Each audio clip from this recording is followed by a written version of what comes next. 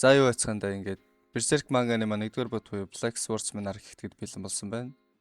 Бичлэг итгэхээс өмнө лайк болон subscribe дараад ороод ирээрэй. За ингээд бичлэгэнд орцгоё. Manga-ны маань эхлэлдэг газ нэгэн бүсгүүтэй хамт байх бөгөөд сайн харуула мангас болон хувирж түүнийг зангад нь орлоо хэмээн хашгирна.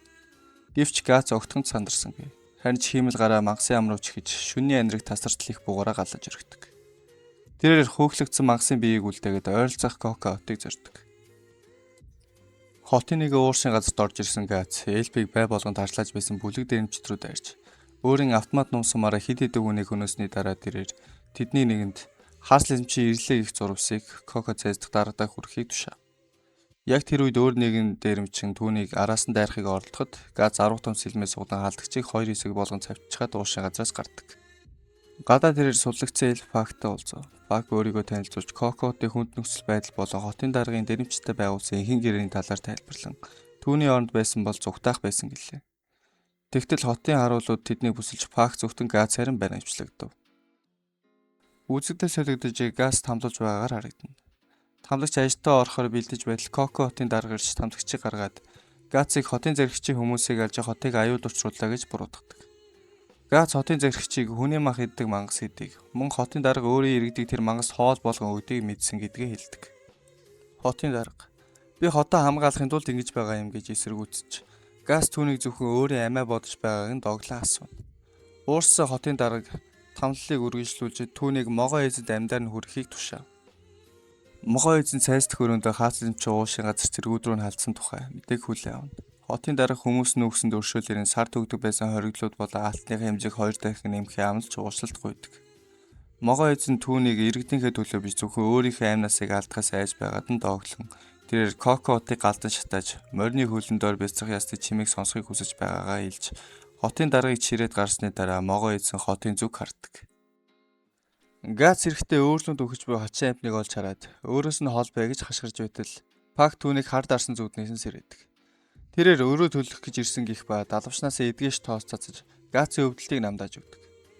Пак түүний хүзүүн дээр байх тэмдгийг асуухад Гац чи тун удахгүй мэдэх болно. Тэд намайг төд хөдөлгөөр жаална гэдэг. Пак лавшруулан асууж арахад Гац түүнд цорын ганц сонирхол нь бол хотын жисрийг алж устгах бөгөөд бусад хүмүүсийн зөрчил өртгөн түүнд хамаагүй гэдгийг хэлдэг. Пак гомдоо явахад Гацын хүзүүн дээрх тамуунаас цус алдаж эхэлдэг. Энэ могоон эзэн дөхөж байгааг нь дохио байлаа. Могоо эзэн хүмүүсийн амт Коко хотоор давхиж замдаа таарлцсан бүхнийг шатааж цогцсон цуваа үлдээв. Гац овоос хүүр дундаас гарч ирэн могоо эзний хүмүүсийг хөнөдөг. Тэрээр могоо эзэндээ тулдаж эхлээд автомат нумаараа буудаж эхлэв. Могоо эзэн түүний сумнууд нь нөлөөсөн мэт дүрээсгэн нэгэн балгас руу орж Гацыг гиндүүлээ өөрийн жинхэнэ дүр болго аврах төв кобраны дүр төвж Гацд хэд хэд удаа хүн цохил өгж нэг гарнаас нь өргөөд залхихыг завдав. Гац хиймэл гаран дэх их буугаараа могоо эзэн рүү галлаж дараа нь сэлмэрээ түүнийг 2 хэсэг болгон цавчив. Гац могоо эзнийг өөрийнх нь болон бусад мангасуудыг хүмүүст мэдрүүлдэг тэрхүү айц хүйцийг мэдрүүлэхийн тулд ном сумаараа тамлж эхлэв. Тамлалтын үеэр могоо эзэн Гацын тамгыг анзаарч түүний хэн болохыг нь танилаа. Гац түүнээс The God Hand-ийн 5 гишүүн хаана байгааг шаардсан боловч могоо эзэн тийм мэдээллийг түүн шиг мангасууд мэдэх ёсгүй гэж хариулав. Мангастай ярих зүйл дууссан тул Гац түүнийг хотыг залгиж буй галд үнс болон шатаахаар үлдээв. Энэ бүх аимшигт явдлыг алсаас харж зогсов Пак ганцхан үг хэлж чадав. Berserk. Дараагийн ангид нэгэн орой шархагдсан Гац ойд өндөр алхаж явах ба хаасаагүй хорон муу хоолойнууд сонсогдно. Модон дээрээс түүнийг ажиглах сүнснүүд рүү тэрээр сэлмээ сугалан дайрлаа. Маргааш өглөөнд Пак шувуу хөлөглөн ойдорж могоо эзэндээ хийсэн дулаанаас хойш харагдахгүй байгаа Гацыг ажиглав. Пакийг амархаар модон дээр суудал мөчөр хугарч тэрээр яг Гацын өмнө унж өргөдөг. Гац хөл дээрээ тогтож ядан шаргацсан байдалтай байдаг. Пак Гацын мангас агнадаг амьдралыг сонирхон дагахаар шийдсэн чи Гац түүнийг сул дорой хэмээн хөөж явуулдаг. Гац замаар алхаж байтал нэгэн лам охин Колетийн хамт тэрэгтэй ирж түүнийг суухыг санал болгоно. Гац өөрийг нь муу сүнсүүд дагаж байгааг анхааруулсан ч лам бурхан намайг хамгаална гэж зүтгэсээр Гацыг тэргэндээ суулгадаг. Тэргэн дотор Гац Пактай дахин дарж Колетийн өгсөн дарсыг амархаар хөвтдөг. Гац зүүндэндээ өндөр ханаар хүрээлэгдсэн нарийн хонгил нүцгэн гүйж байв. Дээрээс нь аврах төмнүүдэд чиглэж араас нь шоронгийн камерт харж байсан нөгөөх хачин амтан хөөж байлаа. Газ зүүдэндээ хөлөө газанд нэвт татгуулж мангас баригдахын даваан дээр сэртэл нүүрэн дээр нь наалдсан нэг нүдтэй мангасыг хутгаар зоож алав. Газыг хүзүүн дээрх тамга цус алдаж эхэлсэн сүнснүүд дайрахын дохио байлаа. Гинэт газраас чад гарч ирэн колет охиныг нэвт хатгаж амийг нь хоров. Лам охиныхоо төлөө харуулсан хашгирч байх хооронд газ газраас босч ирэх арга яснуудад тулдаж эхэлдэг. Гэвч аимшигтай зүйл болж колетийн цогсост сүнс шүглэн өөрийн эцэг сэлмээр толгойг нь тасдан алсан байв. Ухаан алдсан охин Гац руу дэрж түүний хөвлий рүү сэлмээ зоож амжив. Гац цочролд орсон ч нэг гараараа сэлмээ далайн охины биеийг хоёр хэсэг болгон тасалдаг. Үүр сайдал арга яснуудад тулдсан Гац маш их цус алдаж туйлдаж хоцров. Пак, энэ чиний буруу биш гэж хэлэхэд Гац галзуу юм шиг инээж тэд зүгээр л сул дорой байсан.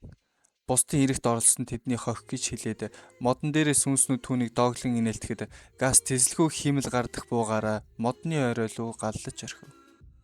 Сүнснүүд ч намгүн болж Гац Паки хамт цааш алхан оддог. Дараагийн ангид цаазын тавцан дээр даал химээхэр нэгэн бүсгүй тэрс үзэлдэг хэмээн зарлаж олонний өмнө толгойг нь тастан цаазалдаг. Тэрээр өөрийн үдирсгч гүн дээр очиж хитрхи олон хүн цаалж байгаа юм биш үү гэж асуухад гүн. Бусад иргэдийнхээ сайн сайхны төлөө тэрс үзэлтнүүдийг устгах ёстой хэмээн хүүтнээр хариулдаг. Үзэгчдийн дунд зогсох Гац цаазын тавцагаас өнхрөн ирсэн охины талширсан толгой шүүрэн авлаа. Нэгэн харуул түүн дээр ирж толгойг өгөхийг шаардахад Гац нүүрлүү нулимж дараа нь тэрээр охины толгойг гүн рүү шидэхэд гүн түүнийг нэг гараараа барьж аваад охины духан дээр цусаар тахилын тамга зурсан байхыг харан гүн айдас давтав. Гац өөрийн хүзүүн дээрх тамганаас гойжих цусаар хоолойгоо хэрчих мэд зураас татан гүнд дайн зарлаад цааш алхлаа. Уурссан гүн охины толгойг нүцгэн гараараа бислэн хагалав. Гац хотын гудамжаар зүгтэж байхдаа харуулуудад бүслэгддэгч авраг сэлмээрээ тэдний хоёрыг дуулгыг цаас шиг л цуу татан хөнөөж байв. Өндөрт байх ном сумчид Гац руу харахад Пак гэрлийн тусламжтайгаар ном сумчдын нүдийг сохолж Гацд туслана. Удалгүй авраг алах барьсан нүсэр хуйгс зондарк гихч гарч ирдэг. Тэрээр алхаа савах болонтой өөрийн цэргүүдээ хядаж Гацыг хананд шахан эцсийн цохилтоо хийх гэж завдсан ч Гац аврах сэлмээрээ алхахныхын толгойг буталж хилэрхийн нүдэн зондаркийн нүрийг сийчин хайдаг. Цэргүүдийн цуваа тасрахгүй байсан тул Гац мухардалд орсон ч гинэт утаа гаргаж бөмбөг хайсан нэгэн нууцлэг ир гарч ирэн түүнийг бохир усны сувгаар дамжуулан авардаг. Гац тэрхүү болттой ирийг даган түүний нууц лабораторид ирдэг.